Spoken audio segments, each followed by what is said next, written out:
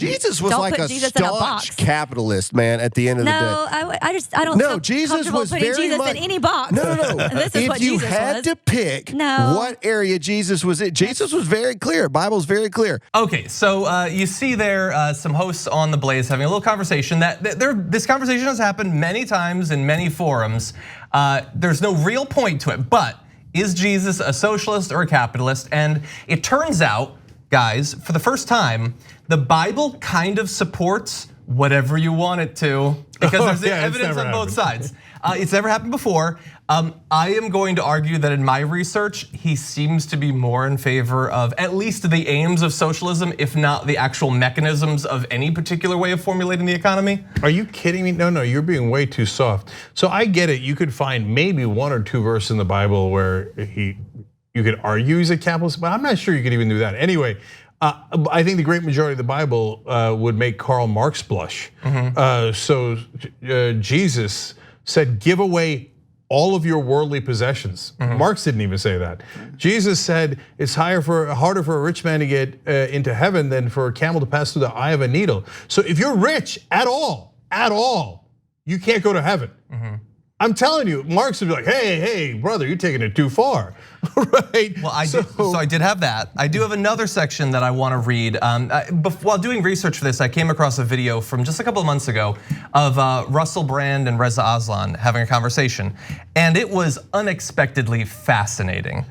His analysis. I wouldn't think that's unexpected. They're both fairly brilliant. No, I mean obviously they're brilliant. I'm talking about the topic. It's not something that I normally would be all that invested in, whether or not a person who lived thousands of years ago who might not have actually existed supported one form of the economy or another. But it was fascinating, and Reza Aslan pointed to a couple parts of the Bible, including the section you read, but also this from Luke.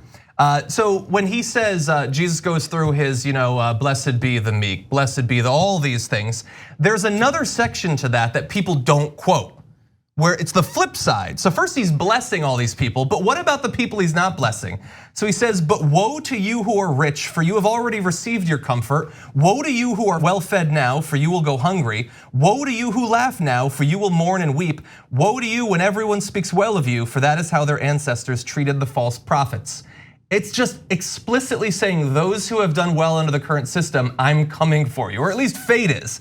And he makes the point, and I think it's fascinating, and I want to read his most recent book and possibly have him on the show, is that people say that they can read into the Bible that Jesus was for equality. And he says, no, Jesus was not for equality. He was for turning upside down the social order. He didn't want the poor to be as wealthy as the rich. He wanted the rich to go down and the poor to be blessed. Yeah, well, and the reality is that anybody trying to project modern philosophies onto a guy who lived thousands of years ago, barely wore shoes, is just bogus. I mean, Jesus, in the earliest Christians, it was an end of the world cult.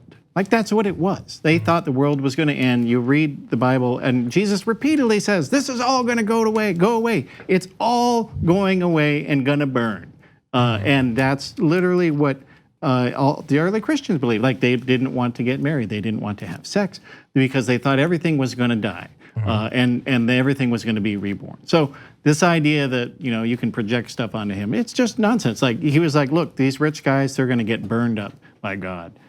So you don't have anything to worry about. He said, don't worry about what you're going to wear tomorrow because the world's going to end. Yeah. Like that's literally what the point of the New Testament really is. Well, to be fair, he didn't have his shoes because he burned his Nikes after the Colin Kaepernick ad. Oh yeah. So he was, and I love that somebody called Jesus socialist. One, because it's overwhelmingly true. Again, Marxist doesn't do it justice, but also because it forced this knucklehead to be like, oh no way, man. Jesus loved the big banks and oil companies. He's a capitalist, right?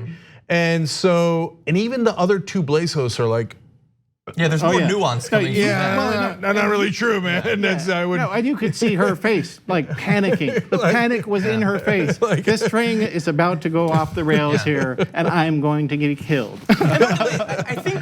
I think there's a lot that could be learned by that period in history. No one else has tried to learn any lessons from it, but I will.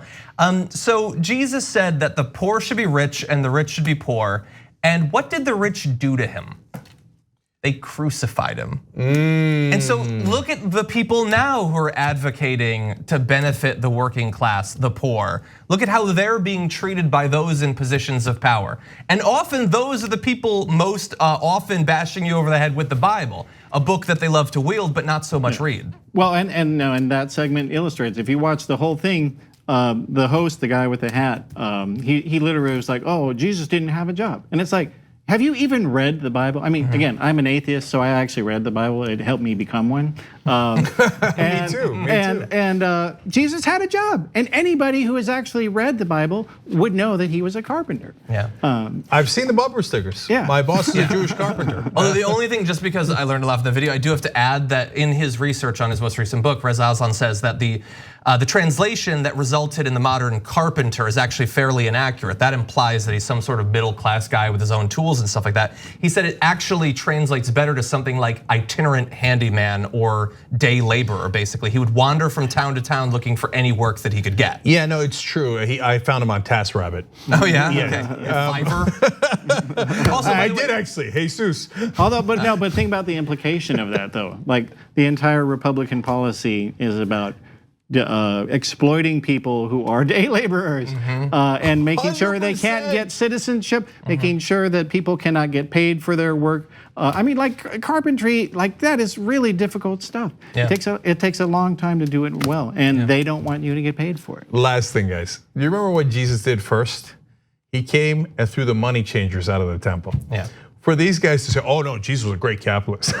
He likes Wall Street. I mean, look, that's why I left whatever nominal beliefs I had about Islam after I read the Quran.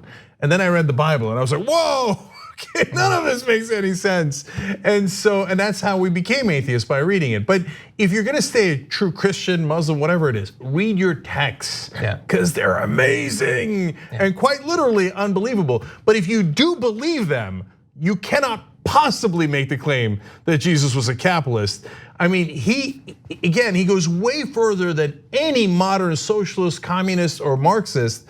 And if he was an advisor to Bernie Sanders and he said, look, not only should we help the poor, but let's make sure that all the rich suffer and never get any reward, Bernie Sanders would kick him out of his campaign. He'd be like, this guy's way too much. Yeah, and also so anti-war that he literally doesn't even believe in self-defense. You're not even supposed to defend yourself to that extent, and that is often whitewashed away from him too. But Jesus wants you to have a gun, like that's in that clip. That's true. That's in that clip. The guy said, oh no, Jesus would want you to have a gun. I mean, he didn't have one, but he'd want you to. Yeah, no, really? Jesus didn't have a gun? Hey, it's in the book. Nice point, guy with a hat that has a American flag with a gun in it. It's in 2 Corinthians. Exactly. Yeah. No, you turn the other cheek as you reach for your Glock. Thanks for watching this free clip of the Young Turks. Don't forget to become a TYT member today.